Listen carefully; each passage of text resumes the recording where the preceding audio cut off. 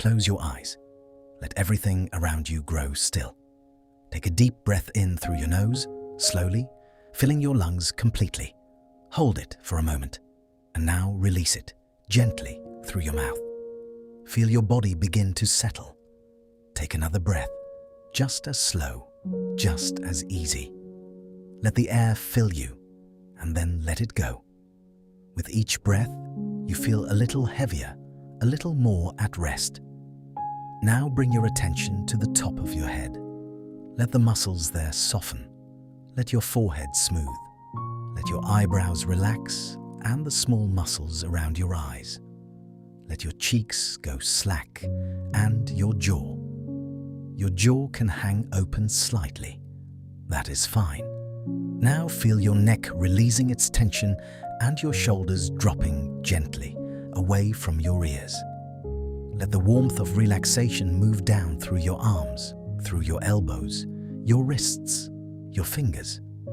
Feel your chest soften with each breath. Your stomach rises and falls in a steady, easy rhythm. Let your hips relax. Let your thighs grow heavy against whatever surface holds them. Feel your knees, your calves, your ankles loosening. And finally, your feet. The soles of your feet are warm and still. Your whole body is supported. You do not need to hold anything up. You do not need to do anything at all.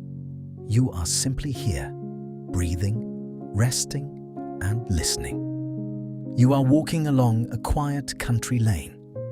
It is late evening, and the sky above you is a deep, soft grey.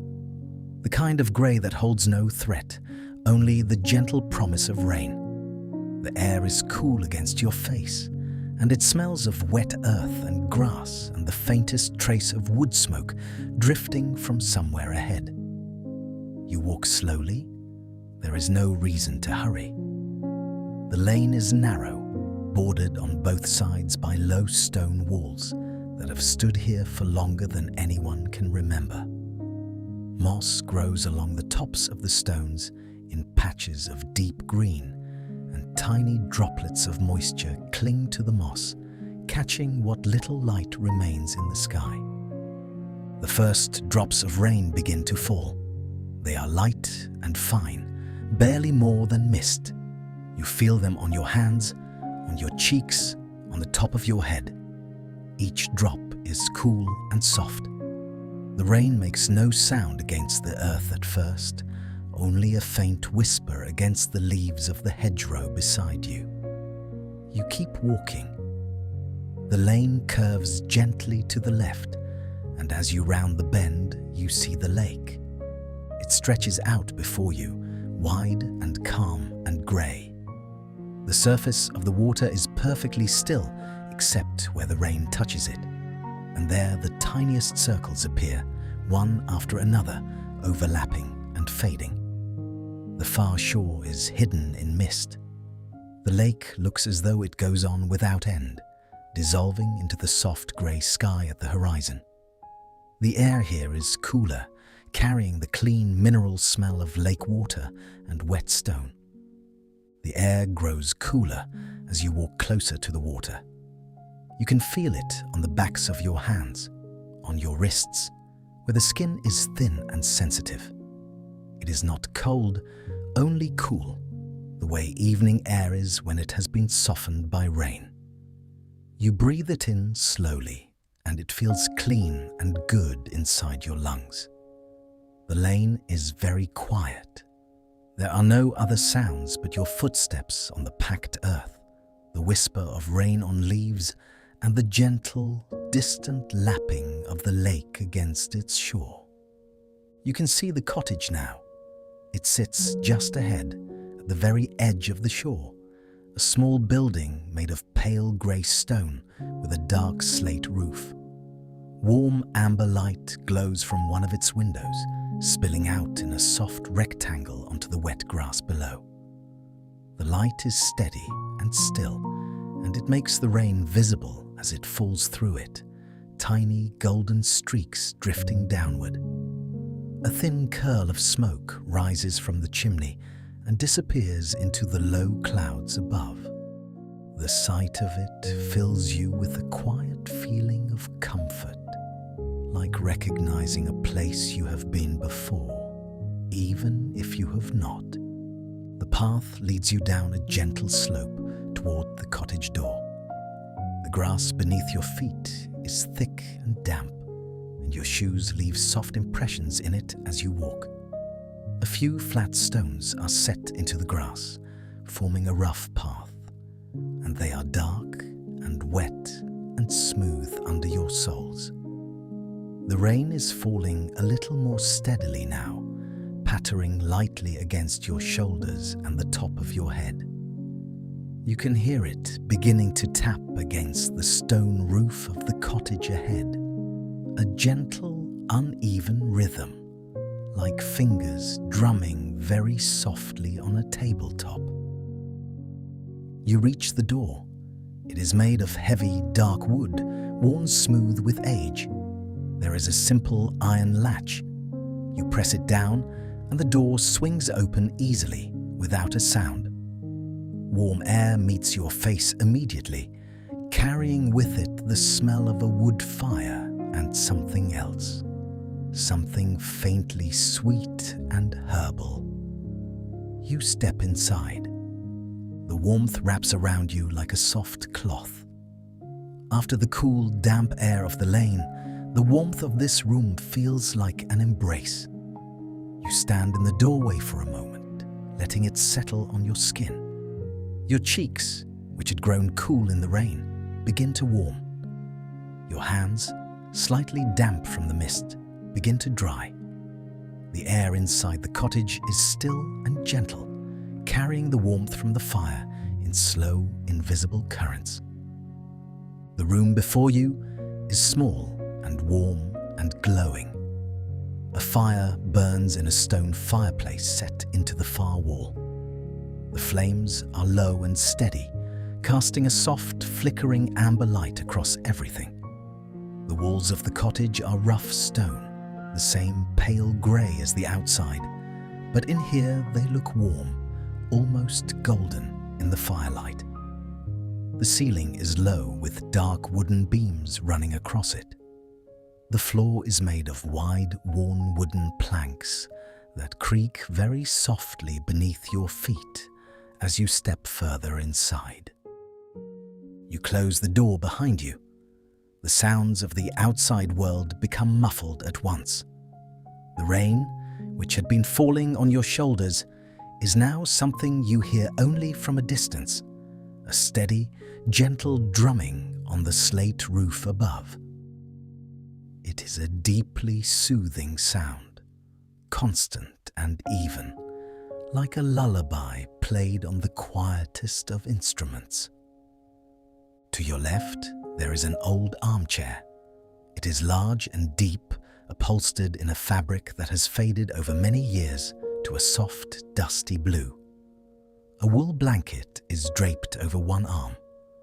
The blanket is thick and heavy, knitted in a pattern of creams and greys, and even from here you can see the texture of it, the soft, slightly rough weave of the wool. You will sit there soon, but not yet. Across the room, on a small wooden table, a kettle sits on an iron stand. A low flame burns beneath it, and you can see the faintest wisp of steam beginning to curl from the spout. The kettle is old, made of copper that has darkened with time to a rich, reddish brown. It is not yet whistling, but you can hear the water inside it beginning to murmur, a soft, bubbling sound that is barely audible beneath the rain. You move further into the room, slowly, taking everything in. There is a small kitchen area to your right, with a stone countertop and a few open shelves holding simple things. A tin of tea, a ceramic pot, a jar of honey, the glass dark amber in the firelight. Two plain white mugs sit side by side on the shelf, and a single wooden spoon rests in a shallow dish.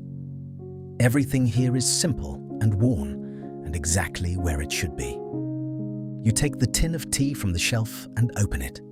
The smell rises to meet you at once, rich and earthy and warm. It is a dark tea, loose leaf, and the dried leaves are small and curled and almost black. You take a pinch and drop it into the ceramic pot. The leaves make a soft, dry rustling sound as they settle at the bottom. Behind you, the kettle begins to whistle. It is a low, gentle sound, not shrill, more like a quiet sigh. You lift the kettle from the stand, feeling its warmth through the handle, and pour the hot water into the pot. The steam rises in a slow, curling cloud, and the smell of the tea deepens and fills the room. It mingles with the wood smoke from the fire and the faint, clean scent of rain that still lingers on your clothes and in your hair. You leave the tea to steep. The pot sits on the counter, and you can hear very faintly the sound of the leaves unfurling in the hot water, a sound so quiet it is almost imagined. While the tea steeps, you look around the room more carefully. There is a small bookshelf against one wall near the armchair, made of the same dark wood as the ceiling beams. A few old books stand on it, their spines faded and soft. You do not read their titles. You simply notice the way they lean against one another, settled into their places, unhurried and still. Beside the bookshelf, a pair of walking boots stands by the wall, old and well-worn, their leather dark with use. A woolen scarf hangs from a hook above them, thick and grey, as though someone has just come in from a walk and left it there to dry. On the stone countertop, beside the teapot, there is a small cutting board made of pale wood, its surface smooth and slightly hollowed from years of use. A few crumbs rest on it, as though bread was sliced here earlier. The sight of it is ordinary and comforting. Everything in this cottage has been used and touched and lived with. Nothing here is new. Nothing here is trying to be anything other than what it is. The fire in the hearth pops softly, and you turn toward it. The fire crackles softly, a pop and a hiss every few moments as the wood shifts and settles. You stand before it for a while, feeling the warmth on your face and your hands. The heat is gentle and even, radiating outward in slow waves. You watch the flames. They are low, moving in unhurried shapes of orange and gold and deep, glowing red. The embers beneath them pulse with a steady, quiet light. On the mantelpiece above the fire, there is a small oil lamp. Its flame is tiny and still, protected by a glass chimney, and it adds its own amber glow to the room. Beside the lamp, there is a small, smooth stone, grey with a single white line running through it. Perhaps it came from the lake shore. You do not pick it up. You simply notice it, and the noticing feels pleasant and calm. You turn and walk to the window. The glass is old and slightly thick, with a faint greenish tint, and the rain runs down the outside of it in thin, wandering streams. Each stream catches the amber light from the room behind you and carries it in a tiny, moving line, like a thread of gold being drawn slowly downward. Through the glass, you can see the lake. It is darker now than when you arrived. The surface is a deep grey, almost the same colour as the sky, and the rain falls on it in a steady, quiet pattern. You watch the circles form and dissolve, an endless, gentle repetition.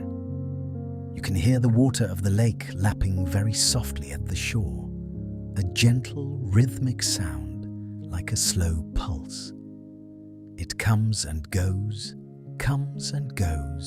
steady and patient and calm. The distant sky flickers. A moment later, you hear thunder, but it is far away, so far that it is not a crack or a rumble, but only a low, soft murmur, like a sound heard through many walls. It is the kind of thunder that makes a room feel safer, the kind that reminds you that you are inside, and warm and dry, and that the storm is somewhere else, far across the water. You return to the kitchen and pour your tea. The liquid is dark and rich, a deep reddish brown, and steam curls from the surface as you fill the mug. You add a small spoonful of honey. It slides from the spoon in a slow, golden thread, dissolving into the tea. You stir it once, twice, the spoon clinking very softly against the side of the mug. You carry the mug to the armchair and sit down. The chair receives you with a deep, soft give, and you sink into it.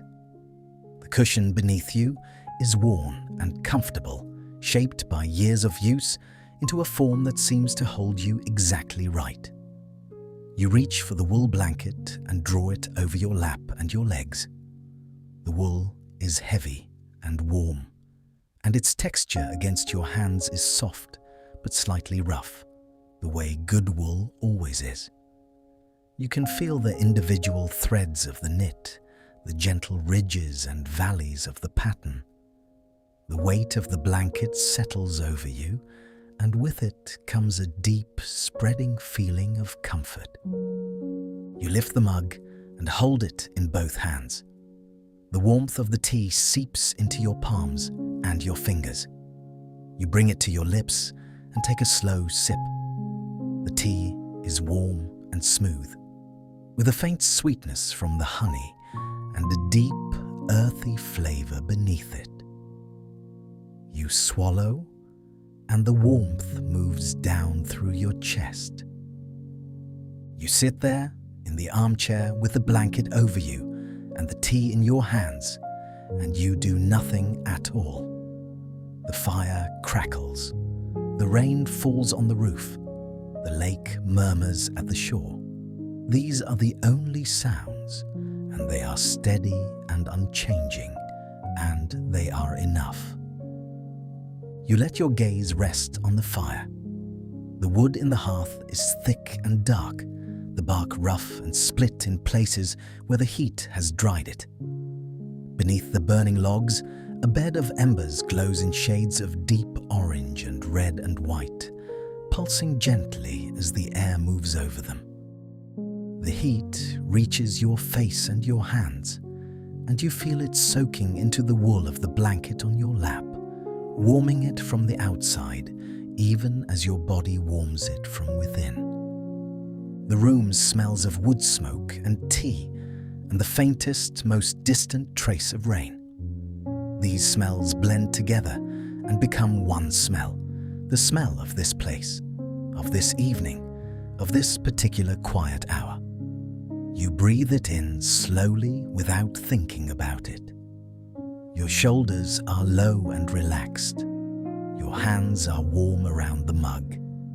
The weight of the blanket on your legs is steady and grounding. Outside, the rain continues to fall. You can hear it on the roof, each drop a tiny, soft sound, thousands of them layered together into a constant, gentle wash. And beneath the rain, there is the lake, its water moving against the shore in slow, quiet strokes, over and over, patient and unhurried. Minutes pass, or perhaps longer. Time here does not seem to matter very much. You take another sip of tea. You watch the fire. A log shifts, sending a small spray of sparks upward, tiny points of orange light that rise and disappear into the dark throat of the chimney. The flames settle again, low and very steady. The rain on the roof continues. It is a sound that seems to come from everywhere at once, surrounding the cottage in a soft, continuous wash. Sometimes you can hear individual drops striking the slate. but mostly it blends together into a single, seamless sound, like the hushing of breath, like the sound of being told that everything is fine. You finish your tea and set the mug down on the floor beside the chair. The blanket is warm around you. The fire is warm before you. The room is quiet and still and golden. After a time, you stand. The blanket slides from your lap, and you fold it gently and drape it back over the arm of the chair. You move through the cottage, slowly, towards the back. There is a short hallway, narrow and dim, lit only by the faint glow of the fire behind you. The wooden floor is smooth beneath your feet. The walls of the hallway are bare stone, and when you trail your fingers along them as you walk, the stone is cool and slightly rough, a pleasant contrast to the warmth of the room you have just left. The air in the hallway is a few degrees cooler, and it carries the smell of old wood and clean linen. You walk slowly, in no hurry at all. The floorboards creak once, very softly, beneath your weight, and then are quiet again. Behind you, the fire glows, and ahead of you, the hallway opens into a doorway. At the end of the hallway, there is a bedroom. It is a small room, simple and plain. A bed stands against one wall, low and wide, made up with heavy quilts in soft faded colors, creams and pale blues, and the lightest grey. The quilts are thick, layered one on top of another, and they look impossibly soft and welcoming. There is a small window in the wall above the bed, and through it you can hear the rain more clearly here, falling directly onto the roof just above.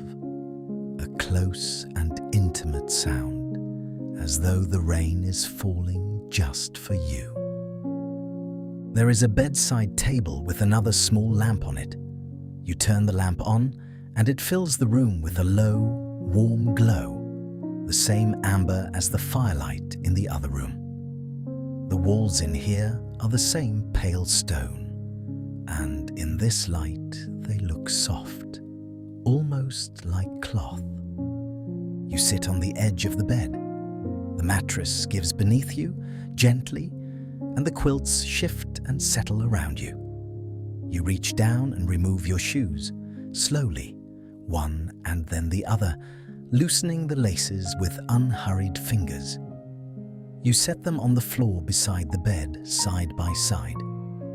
The air in the room is cool against your feet for a moment, and you notice how the cool air feels against the warmth of your skin, a gentle contrast, not unpleasant. Then you swing your legs up onto the bed and pull the quilts over you. The weight of them is immediate and comforting, layer after layer, pressing down gently on your body, holding you in place. The first quilt is light and smooth, a cotton weave that is cool against your arms. The second is thicker, heavier, filled with something soft that compresses gently under your touch. And the third, the topmost quilt, is the heaviest of all, a dense, warm weight that seems to press all the restlessness out of your body and leave only stillness behind. The fabric against your skin is soft and cool at first, and then warm, warmed by you. You settle your head onto the pillow. It is soft and full, and it holds the shape of your head perfectly. You lie there on your back, looking up at the ceiling. The beams above you are dark and old. The amber light from the lamp makes soft shadows between them. The rain falls on the roof just above you, steady and close. You can hear every drop now, or almost every drop, each one a tiny tap against the slate, joining together into a rhythm that has no beginning and no end. From the other room, you can still hear the fire. It crackles faintly, a distant, gentle sound muffled by the hallway between you. And beneath everything, beneath the rain and the fire, there is the lake. The water moves against the shore in slow, soft strokes, a quiet lapping that comes and goes like breathing. The thunder sounds again, far away, a low, gentle roll across the sky, soft as a whisper. It fades into silence, and the silence is filled again by the rain. You reach over and turn off the lamp. The room goes dark, but it is not a deep darkness. A faint grey light comes through the window from the sky outside, just enough to see the shapes of things. The outline of the window, the quilts around you, the pale stone of the walls. You close your eyes. The sounds are all still there.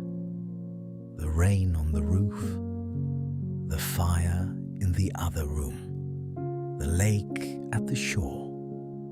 They layer over one another, weaving together into something that is not quite music, but is just as steady, just as soothing. Your breathing slows. Your body is heavy and warm beneath the quilts. The pillow holds your head. The mattress holds your body. The cottage holds you. The rain holds the cottage. Everything is held. You feel the blankets pressing gently on your chest, rising and falling with your breath. The wool is warm now. The air in the room is cool and clean and smells faintly of rain and wood smoke and tea. The rain continues. It does not change. It does not stop. It is simply there, falling, steady, soft. The fire crackles once, far away. A small sound, a quiet sound. The lake laps at the shore, in and back, in and back. Your thoughts begin to slow. They come like the rain, gently, and they go again. You do not hold onto them. You do not need to. They drift through you and dissolve like steam, like mist over the water. The room is warm. The quilts are heavy. Your body is still. The rain falls on the stone roof above you. Each drop a tiny, soft tap, blending into the next and the next.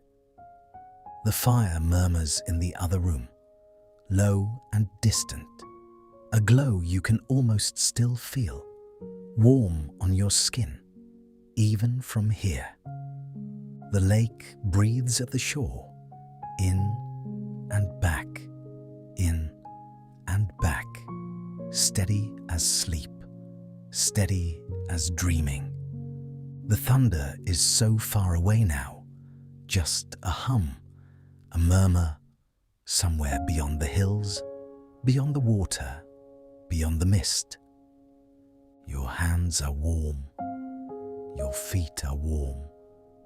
The quilts hold you, the pillow holds you. The rain, the soft, steady rain, on the roof, on the lake, on the stones. You are here, in this small, warm room, in this cottage by the water, and there is nothing else, nothing you need to do, nothing you need to think about, nothing at all. The rain falls, the fire glows, the lake breathes, and you drift, slowly, gently, like a leaf on still water, turning, settling. The sounds blend together now, rain and fire and water, becoming one sound, one soft, steady hum, wrapping around you, holding you. The room grows softer, the edges of things dissolving, the walls, the ceiling, the window. Just warmth, just weight, just the sound of rain falling, softly falling, and you are asleep, held in the quiet dark, safe, warm, still. The rain goes on, and